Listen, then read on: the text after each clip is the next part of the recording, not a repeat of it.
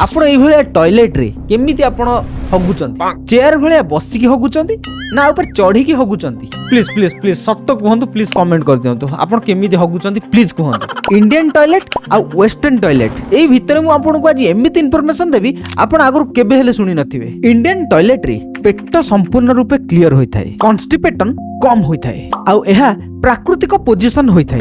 एहा जदि वृद्ध व्यक्ति माने व्यवहार करंती तांको टिके आंठू गंठी को कष्ट होइथाय किंतु अमेरिका लैटिन बा वेस्टर्न लैटिन वृद्ध लोकों को पई एहा बहुत सहज।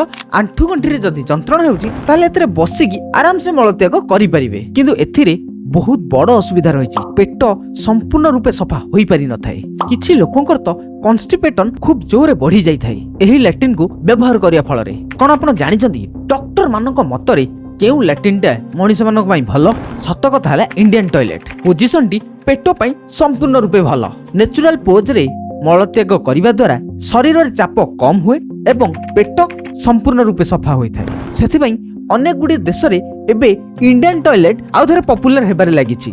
हेले आपण घरे को टॉयलेट लागिछि इंडियन ना अमेरिकन कमेंट करंतु।